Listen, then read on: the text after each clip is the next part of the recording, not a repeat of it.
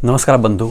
आज हम लोग पढ़ेंगे पठार के बारे में। आज मेरा टॉपिक जो लेके आए हैं हम लोग पठार को लेके पढ़ेंगे। और एग्ज़ाम में क्वेश्चन पूछा जाता है, जैसे मेसोस्ट्रोसा का पठार कहाँ है, मलागासी का पठार कहाँ है, लोएस का पठार कहाँ है। तो हम लोग पढ़ेंगे कि पठार का निर्माण होता कैसे है और किन पठारों का निर्माण होता है, तो आखिर उस पठार को क्या नाम दिया गया है और कौन सा पठार कहाँ है। ठीक है, सबसे पहली बात आप लोग को हम बता चुके हैं कि पूरा पृथ्वी पर पानी को अलग कर दे हम, तो जितना शेष भाग बचा है उसका 33% क्या है, पठार ही है। और 33% पर मात्र 9% जनसंख्या निवास करती है, जबकि 41% क्या है, भूभाग पर मैदानी भाग है जिस पे 90% जनसंख्या निवास करती है। और 26% पर क्या है, पर्वत, जिस पे 1% जनसंख्या निवास करती है।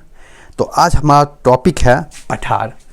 तो 33% भाग पे जो पठार फैला है उस पे 9% जनसंख्या जो निवास करती है उसको लेके हम लोग पढ़ते हैं।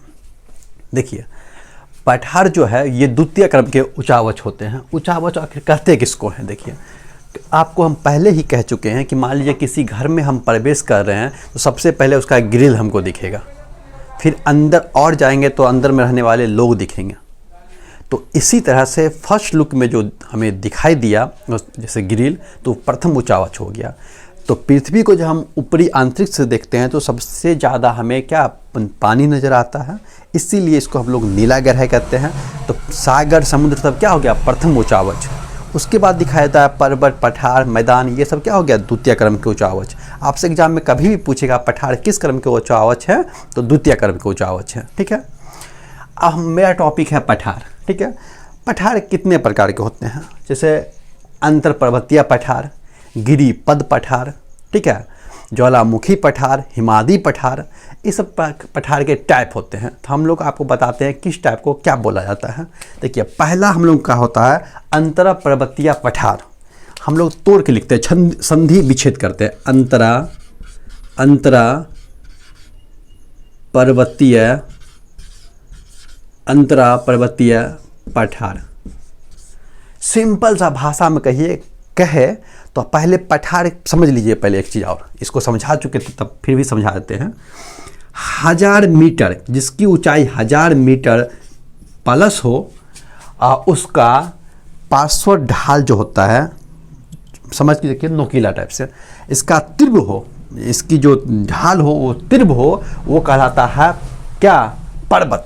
ये कहलाएगा पर्वत जो 1000 मीटर से ऊंचाई पर हो और उसका ढाल जो हो ना तीव्र हो, उसको कहते हैं पर्वत। और इसी का ही ऊपरी भाग अगर सपाट हो जाएगा, ये सपाट हो गया, जिसकी ऊपरी भाग सपाट हो और ऊंचाई कितनी भी हो जाए, ठीक है, या इससे कम भी हो, तो भी उसको क्या कहेंगे, पठार। तो जिसकी ऊपरी भाग सपाट हो उसको क्या करते हैं हम लोग, पठार। जैसे तिब्बत का पठार विश्व की सबसे ऊंचा पठार है, उसकी ऊंचाई 5000 मीटर है। कितना है, 5000 मीटर। तो क्या है लेकिन ये भाग क्या है, समतल है। अगर कितना भी ऊंचाई हो और ऊपरी भाग समतल हो तो उसको हम लोग क्या कहेंगे, पठार कहेंगे। और यही भाग नोकीला हो जाए तो इसको हम लोग कहेंगे क्या, पर्वत। और 1000 मीटर से कम हो तो अगर नोकीला हो तो उसको हम लोग कहेंगे पहाड़ियाँ। तो अंतर पर्वतीय पठार कहते किसको हैं? तो सिंपल सा दिमाग में बैठाइए, गांव का चारपाई लीजिए कि चारपाई के चारों तरफ पे कुन्हा निकला हुआ होता है, ठीक है, और बीच का भाग क्या होता है, सपाट होता है। तो कुन्हा को जो होता है उसको समझ लीजिए आप क्या, पर्वत, और बीच का भाग को समझ लीजिए सपाट। तो पर्वतों से घिरा हुआ सपाट भाग को हम लोग कहते हैं पठार, और उस पठार को हम लोग कहते हैं अंतर पर्वतीय पठार। कि जो पर्वतों के, जैसे यहाँ पर्वत, यहाँ पर्वत, यहाँ पर्वत, यहाँ पर्वत, और इसके बीच भाग का जो सपाट पार्ट होगा उसको कहते हैं हम लोग अंतर पर्वतीय पठार। यानी कि पर्वतों के बीचों में घिरा हुआ सपाट भाग को हम लोग कहते हैं अंतर पर्वतीय पठार। ठीक है, इस पठार के कुछ कुछ उदाहरण होते हैं। जैसे देखिए, तिब्बत का पठार भी इसी टाइप का उदाहरण आएगा।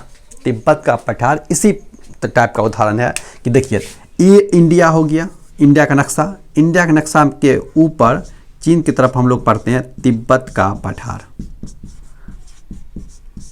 यहाँ पे क्या है, हिमालय पर्वत, हिमालय पर्वत।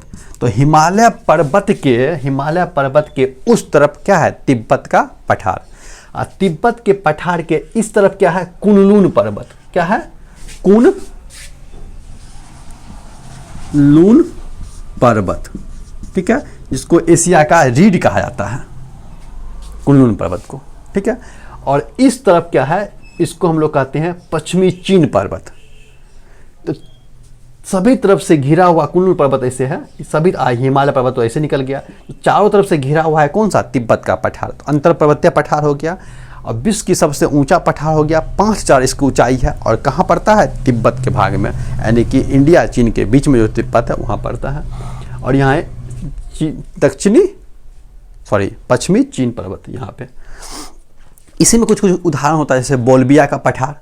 बोल्बिया का पठार कहाँ है, बोल्बिया जो जगह, बोल्बिया का पठार बोल्बिया में ही है, और बोल्बिया कहाँ पड़ता है, दक्षिणी अमेरिका में, ठीक है। कोलंबिया का पठार, कोलंबिया कहाँ है, यूएसए में, कोलंबिया का पठार, ठीक है। उसके बाद आपका हो गया कोलंबिया का पठार। मैक्सिको का पठार कहाँ है, मैक्सिको में, कनाडा, मैक्सिको, अमेरिका, किस कंट्री का भाग है, उत्तरी अमेरिका का। तो बोल्बिया का पठार, उदाहरण लिख देते हैं, जैसे आप लोग लिख लीजिएगा, बोल्बिया का पठार बोल्बिया में ही है। कोलंबिया का पठार कोलंबिया में ही है, यह है यूएसए में, यह है दक्षिणी अमेरिका में। हो गया मैक्सिको का पठार,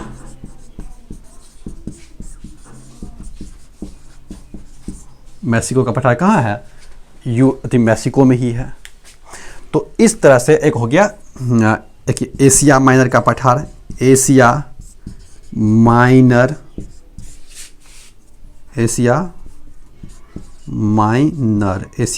का पठार, याद कर लीजिएगा। एशिया माइनर का पठार कहाँ है, तुर्की में है। और तुर्की को यूरोप का मरीचों का देश कहा जाता है। यूरोप के मरीचों का देश किसको कहते हैं, तुर्की को। ये एक इस्लामिक कंट्री देश है। इसका 98% भाग जो है कहाँ पड़ता है, एशिया में। मात्र इसका 2% भाग तुर्की देश का पड़ता है, कहाँ, यूरोप में। इसी को आदिकाल हम लोग टर्की कहते थे। तो एशिया माइनर का पठार कहाँ, एशिया में, ठीक है। तुर्की हो गया, काजाकिस्तान हो गया, रूस, ये एशिया यूरोप दोनों में साझेदारी करता है, ये तीनों देश। और तिब्बत का पठार तिब्बत में है। ये चारों पांचों उदाहरण किसका है, अंतर पर्वतीय पठार का। दूसरा देख लीजिए, गिरिपद पठार। दूसरा हम लोग लिखते हैं क्या, गिरिपद पठार। गिरिपद पठार। गिरि मतलब पर्वत, किस गिरी को उठा लिए थे, गिरि मतलब पर्वत, पद मतलब पैर। जो पर्वतों के पैर के सहारे, यानी कि पर्वतों का पैर मतलब क्या, आधार, पर्वतों के आधार के सहारे जो सपाट भूभाग होगा उसको कहेंगे गिरिपद पठार। यानी कि मान लीजिए कि ये पर्वत है, ठीक है, और इसकी भाग ऐसे ऐसे ऊंचा हो गया, ये भाग ऊंचा हो गया ऐसे, तो ये जो होगा ये भाग, ये क्या कहलाएगा, गिरी। ये गिरी हो गया, इसका पैर हो गया आधार, तो इसके आधार समतल है, तो गिरिपद पठार कहा जाता है, ठीक है। इसका उदाहरण हो गया आपका पिडमोंट का पठार। क्या, पिडमोंट का पठार कहाँ है, यूएसए में, यूनाइटेड स्टेट ऑफ अमेरिका में। उसके बाद हो पेंटागोनिया का पठार। पेंटागोनिया पठार का पठार कहाँ है, अर्जेंटीना में। अर्जेंटीना कहाँ है, दक्षिणी अमेरिका, उत्तरी अमेरिका फिर दक्षिणी अमेरिका, ठीक है। तो दक्षिणी अमेरिका में है पेंटागोनिया का पठार। तो याद रखिएगा गिरिपद पठार इसको कहते हैं। तीसरा देखते हैं हम लोग, तीसरा, इसका स्क्रीनशॉट आप लोग लेते रहिएगा। ओके, तीसरा देखिए गुंबदाकार पठार। गुंबदाकार पठार, सिंपल सा भाषा में समझिए, गुंबदाकार पठार किसको कहते हैं। मान लीजिए हम बताए थे कि हम सब जितना भी टिका है, भूपट्टी जो टिका है वो मेंटल के ऊपर तैरते हुए प्लेट के रूप में है, ठीक है। और इसमें कभी कभी तनाव और प्रेशर के कारण क्या होता है, मुड़ती है ये, ठीक है। तो हम आपको बताए थे कि जैसे दो प्लेट है, ये प्लेट और ये प्लेट आपस में ऐसे टकराए, एक प्लेट अंदर एक प्लेट ऊपर। तो हिमालय पर्वत, बलिर पर्वत का उदाहरण बताए थे पर्वत में आप लोगों को, पिछले वाले वीडियो में आप लोग देख लीजिएगा। सपोज डैट एक पर्वत, एक प्लेट है, इसको प्रेशर मिला, सिकुड़ रहा है, क्या कि पृथ्वी अरबों साल से ठंडी होने की कोशिश कर रही है। ठंडा होते होते होते पहले क्या था, आका गोला, तो धीरे ठंडा हुआ। ठंडा होने पर फिजिक्स का नियम है कि कोई भी वस्तु सिकुड़ेगी, आयतन कम करने का कोशिश करेगा। तो ये चीज़ है, ये अपना आयतन कम करने, सिकुड़ रहा, ये अपना आयतन कम करने की कोशिश कर रहा, ये क्या होगा, ऊपरी भाग उठ जाएगा। जो ऊपरी भाग उठा, क्या हो गया, ये समतल, एक गुंबदकार की तरह बन गया ना, गुंबद ऊपर गुंबदकार की तरह। तो ये क्या हो गया, समतल था, प्लेट में तनाव बलन क्रिया हुआ और क्या हो गया, मुड़ गई, और ये क्या क्या हो, समतल। इसको कहते हैं हम लोग गुंबदकार पठार। तो गुंबदकार पठार का जैसे उदाहरण ले लीजिए आप, छोटा नागपुर का पठार क्या है, गुंबदकार पठार। छोटा नागपुर का पठार, छोटा नागपुर का पठार नागपुर में नहीं है, नागपुर तो महाराष्ट्र में, वहाँ नहीं है। ये कहाँ है, रांची और बोकारो में, रांची बोकारो कहाँ है, झारखंड में। छोटा नागपुर के पठार का ही एक जो पर्वत को हम लोग सामेद पर्वत कहते थे, जिसपे आप लोग इतिहास में पढ़िएगा, पार्श्वनाथ उस पर्वत पर तपस्या किए थे 83 दिन तक। उस पर्वत का नाम पड़ गया था क्या, सामेद पर्वत। और उसी की सबसे ऊंची चोटी को हम लोग क्या कहते हैं, पार्श्वनाथ। तो छोटा नागपुर की पठार की सबसे ऊंची चोटी क्या कहलाती है, पार्श्वनाथ। अब पार्श्वनाथ कौन थे, 23वें तीर्थंकर थे, ठीक है। उसके बाद 24 में आए थे महावीर जी। तो छोटा नागपुर का पठार की सबसे ऊंची चोटी पार्श्वनाथ, और छोटा नागपुर का पठार कहाँ है, रांची और बोकारो में, झारखंड में, ठीक है। और यहीं से दामोदर नदी निकलती है, जिसको पश्चिमी बंगाल का शोक कहा जाता है। महानदी को उड़ीसा का शोक और कोसी को बिहार का शोक कहा जाता है। एक और उदाहरण ले लीजिए, जैसे गुंबद का पठार में आप दक्कन का पठार, हालांकि इसको ज्वालामुखी उदाहरण भी लेंगे, क्या कि ज्वालामुखी निर्मित है। तो ओजाक का पठार ले लीजिए, ओजाक का पठार कहाँ है, USA में, अमेरिका में है ओजाक का पठार, ठीक है। उसके बाद देखिए रामगढ़ का पठार, रामगढ़ का पठार कहाँ है, चंबल घाटी, चंबल घाटी कहाँ है, तो ये देखिए राजस्थान है, और यहाँ चंबल घाटी पड़ता है। फिर यहाँ से क्या होता है, मध्य प्रदेश शुरू होता है। मध्य प्रदेश का अंत और राजस्थान का आरंभ के बीच के भाग को हम लोग क्या कहते हैं, चंबल घाटी। जहाँ पे आप लोग मूवी में भी देखते होंगे, एक से एक डाकू चंबल घाटी में पैदा लिया था, जो कि बहुत कोहराम मचाता था। तो वही चंबल घाटी है, और इसको हम लोग कहते हैं रामगढ़ का पठार, ठीक है। ये उदाहरण किसका हो गया, गुंबदकार पठार का। अब हम लोग कहते हैं महाद्वीपीय पठार। पठार याद रखिएगा, आपको मेनली पूछेगा कौन सा पठार कहाँ है, ठीक है। देखिए उसके बाद लिखिए हम लोग महाद्वीपीय पठार। 7 महादेश बोले तो भी गलत नहीं है, 7 महाद्वीप बोले भी, महाद्वीप बोले भी तो भी गलत नहीं है। द्वीपों को द्वीप, क्या महाद्वीप, देवों के देव कौन, महादेव। उसी तरह से है, जैसे मान लीजिए किसी नदी के बीच में कोई, जिसके चारों ओर नदी हो, जिसके चारों ओर पानी ही पानी, उसको क्या कहते हैं, द्वीप कहते हैं। और जिसके 3 तरफ पानी हो, एक तरफ क्या हो, स्थल या मैदान से घिरा हुआ हो, उसको कहते हैं प्रायद्वीप। इसका ही वीडियो हम बना चुके हैं। तो महाद्वीप या पानी के चारों ओर जो द्वीप के चारों ओर क्या है, पानी, और उसी बहुत बड़े क्षेत्र में है, उसको क्या कहेंगे, महाद्वीप कहेंगे हम लोग। और एक चीज़ आप लोग हमेशा ध्यान रखिएगा कि किसी की भी ऊंचाई, जैसे तिब्बत पठार की ऊंचाई हम बोले तो कहाँ से नापी जाती है, समुद्र तल से ऊंचाई मापी जाती है। जैसे हम लोग देखते हैं कि पटना जंक्शन समुद्र तल से इतना ऊंचाई पे है, बेगूसराय जंक्शन समुद्र तल से इतना ऊंचाई है, आगरा समुद्र तल से इतना ऊंचा है। तो समुद्र तल से नापा जाता है, स्टेशन पर आप देखिएगा। तो किसी की ऊंचाई कहाँ से नापी जाती है? समुद्र तल से नापी जाती है। तो समुद्र तल से अगर मान लीजिए चारों तरफ पानी ही पानी है और ये बीच में क्या हो गया, एक द्वीप निकल गया, तो इसकी समुद्र तल से तो ऊंचाई ज़्यादा होगी, और ज़्यादा है तो क्या है, सपाट है, तो क्या आएगा, पर्वत आएगा।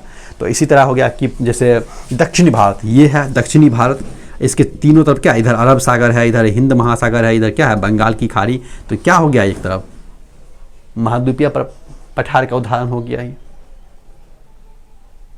ठीक है, तो ये हो गया आपका। अब देखिए हम लोग देखते हैं